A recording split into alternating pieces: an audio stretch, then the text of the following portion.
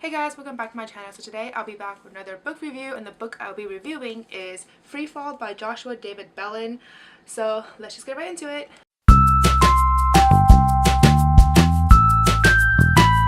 So as always, I'll be starting off with a summary / non-spoiler section of this review. So this book is told in alternating timelines, or bit chapters basically, where every other chapter it's set in a different time period. So the first time period would be when Cam is back on Earth, the old Earth still, and it's set in the past. And then the second timeline is, the now, like 1,000 years later, when he is set in this new and unknown planet. Another thing to take note of is that back in the past, in year 2150, this is when they're still set on old Earth. The world is essentially divided into two parts, the lower world and the upper world. The lower world is essentially filled with people of color, as well as those who are sick / unhealthy, and the poor. There's also a major hint of racism in this book because the protagonist Cam would often mention brown-skinned people and then associate that with the lower world. And the upper world is mostly filled with the rich and mostly white people, to be honest. Of course, if you're rich, as already stated, you'll be up there as well, no matter what the color of your skin is. Also, at this time, the world is essentially run by these corporal nations, which is basically the combinations of these nation states and corporates. Politics is no longer an issue, and these corporal nations basically don't care anymore what the public think and essentially just do what they want to do. The world is also completely broken at this point, which is why the upper world and its corporal nations decided to come up with this plan to essentially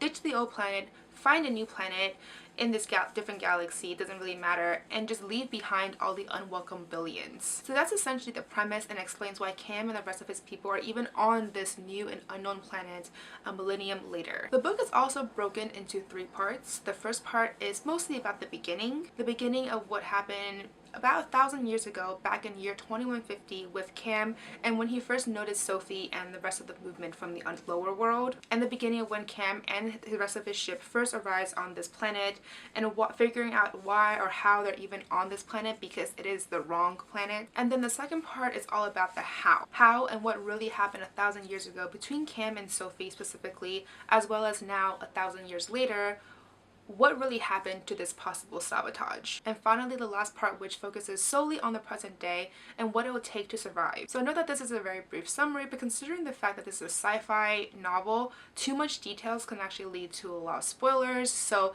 this is a very brief premise or summary of this book. So my 2 cents in terms of what I thought about this book. I actually like this book for the most part. I like the premise and the idea of how they're able to find a new planet because the old world is just basically fucked up. I also enjoy finding out exactly how hostile this new planet is compared to the planet they're supposed to be on. And the whole division between the lower world and the upper world provided a lot of needed tension and action, which led to a lot of conflicts. Another aspect that I thoroughly enjoyed was the relationship between Cam and Sophie, as well as Sophie's dedication to the rights of the lower world. My only qualm so far was I feel like there was a lack of knowledge and information on the division between the lower and upper world. I know that I said that there was a hint of racism there, but the thing is, I feel like it wasn't very clear in terms of how this lower world and upper world division was even created in the first part. So even though it wasn't explained as much as I would have liked for it to explain, the amount that was given, the amount of information that was given, was still certainly enough to enjoy the book. I just would have liked a better explanation in terms of how the upper world and the lower world was really divided. So if this book sounds interesting to you, then definitely go check it out and then come back with me to the spoiler section. Of course, if you read it, then continue on with me to the spoiler section so we can discuss everything else about this book.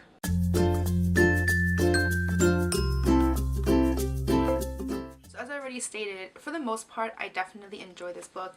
I just thought that there were a few things that could have been better explained, and there was a few things as well that didn't really make much sense in the grand scheme of things. First and foremost is the division between the upper world and the lower world. In the general sense, I get it. It's the rich versus the poor, the healthy versus the unhealthy. But there was also that sense of racism between the whole brown-skinned people talk that they're referring to, as well as the walls between countries. So I'm a little unsure if the upper world and the lower world division is really between countries. For example, the US versus Mexico, like the US is an upper world country and then Mexico is a lower world country, in which case it perhaps is not really a sense of racism, but just a sense of which country you're from. So that's why I'm a little unsure, because they also talk about like the healthy and the unhealthy.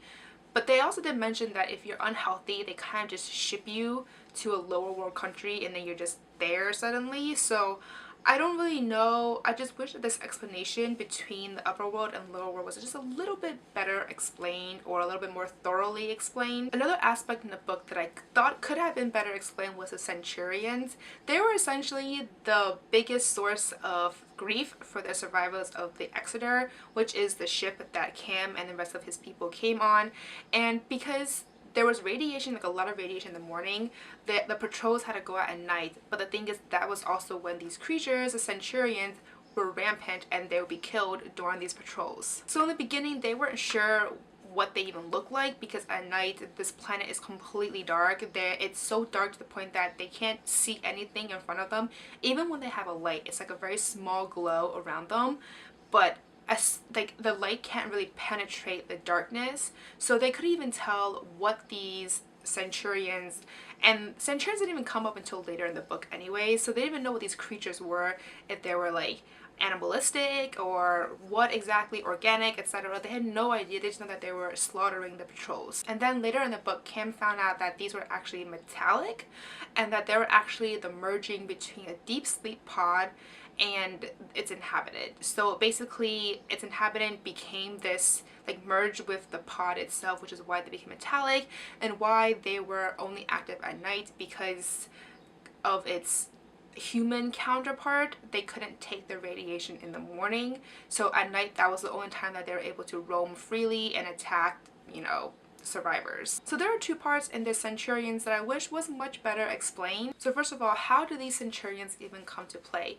Conroy, the chairman and essentially leader of the survivors, stated that he had created them for a private army. But the thing is, where did they even come up with this idea of merging humans and this sleep pod? It's like a really strange, like, it's such a weird thing to come up with. And also, now that they're in a different country, I mean a different planet altogether, was it even necessary to have his own private army? Because the people that you're with, the people that came with you, are the ones that are part of the upper world and the ones that you want to survive. I mean, you literally hand selected a lot of them. So it's just kind of weird that he even thought of creating this army, the Centurions. Like, I just don't really understand the reasoning behind it, and if there was really a point in doing so. And the second part is, how did Griff even end up controlling all of these Centurions? I mean, yes, there was that headset that he was wearing, which allowed him to communicate with these creatures and follow his orders, but wouldn't it also seem pertinent that the person who created it, Conroy and his henchmen, as well as Griff's father, by the way, would also have said headset to also, you know, command and control these creatures? So it seems really strange to me that Griff became the only person with this headset. And the main thing that really confused me was, okay, I understand that he hacked in, like, he's a really good hacker and everything, so he was the one, he was able to hack into the headset and control it. But the thing is, you would think that as the person who owned these Centurions, wouldn't they also figure out, like, oh shit, I think these, you know, the creatures attacking my men are the creatures that I created for my private army, and wouldn't they try to figure out a way to undo the hacking? So it seems kind of weird that up to this point, like literally into the end, they didn't find a way to undo the hacking. And Griff's father, who was also like their main tech person, didn't find a way to undo the hacking, even though he wasn't even on Griff's side. So this whole thing just sounds really strange to me, about how, first of all, Griff was able to hack into them, and second of all, the adults, like the chairman, Conroy, his father, etc., like all those people didn't come up with a way to, oh, maybe we should, you know, undo this hacking or fix this hacking, or I don't know. Like, it just seems really strange to me that Griff was the only one with the, like, sole ability to, you know, have control over them. I don't know, this whole situation just seems really odd to me. Another part that seems really strange to me was the destination of both ships, the Exeter and the FREEFALL. So from what I understood from the beginning of the book was that everyone was supposed to go into deep sleep a few days in advance to them actually leaving the old Earth. So later on, when Griff was kind of explaining about how he hacked in and basically had everyone rerouted to a different planet, how was he able to do that? Or, like, I guess my main point is, okay, I get that he's able to do that before he went to deep sleep, but you would think that whoever is in charge of this whole thing would go to deep sleep last, just so they make sure like everything is, you know, like on point, they know what's going on, the destination is correct, etc. They do some last minute, you know, checks to make sure everything is confirmed and verified before they themselves go into deep sleep. So it would seem weird to me, not to mention that obviously they had to leave people on Earth to actually send them to space, I'm assuming. So wouldn't, like, it just seems really strange that no one had these final checks in place, and that somehow Griff was able to basically reroute both ships to this unknown planet and hostile planet without anyone even knowing until they landed. So it just seems like, for me, I feel like if I was the one in charge of this big project, I would make sure that I would be the last person to stay on board there, or like I would understand if someone who was left on Earth changed it, but from the explanations that Griff gave, he was the one who did it. So I don't know, like it just seems kind of strange that he was able to do it and no one was able to rectify this before they actually got launched. So the fact that this even happened is just so mind-boggling to me. And the final thing that I thought was so strange, and a huge plot twist by the way, was the role of Cam's dad and mom. So throughout the entire book, Cam portrayed his parents as being like basically being very disappointed in him in general because of the fact that he went and supported Sophie and joined Sophie, to the point that they essentially disowned him. And even 1,000 years later, when Cam was miraculously found and survived and saved, despite the fact that his pod flew out, they just sent him a letter saying, "Don't ever come visit us," or something along those lines, where they just still continue to disown him. Like they didn't want anything to do with him. And then yet at the end, they essentially just showed up and was like, "Oh yeah, actually we were part of this organization this entire time." So I can't even imagine disowning your own son for the sake of this cause, because that's essentially what happened there. They disowned him because they didn't want any shadow cast on them so they can play their part even better. So it's just, that whole plot twist was just so, like, it came out of nowhere. And honestly, I feel like it seemed a little bit too convenient for the author to put that there. It just wrapped things up a little too nicely for me. So anyways, that's all I'm going to say in terms of the parts that didn't make sense to me. I feel like that's all I talked about so far. So I'm going to go to the part that actually I did like, which was the characters, Cam and Sophie. So even though I didn't really agree with some of the stuff that Sophie did, I can appreciate, or not really appreciate, but I can understand why she did what she did, which is why I think at the end of the day her character did a really good job. She came off as kind of cold in her demeanor because her main focus and her main priority was to give more rights to the people of the lower world, and that meant manipulating and using the people around her. And by people, I really mean Cam. She ended up manipulating him a lot and using him for her cause. So as I stated, I can definitely understand why she did what she did, as well as the turmoil she faced between whether or not she wanted to be with Cam or if she wanted to help the millions of people instead. As for Cam though, honestly for the most part, I thought he was a bit slow. But I did like him though, and I liked his ability to just focus on saving Sophie despite not really knowing what was going on and despite being scared. So I would definitely call him brave, but a bit slow.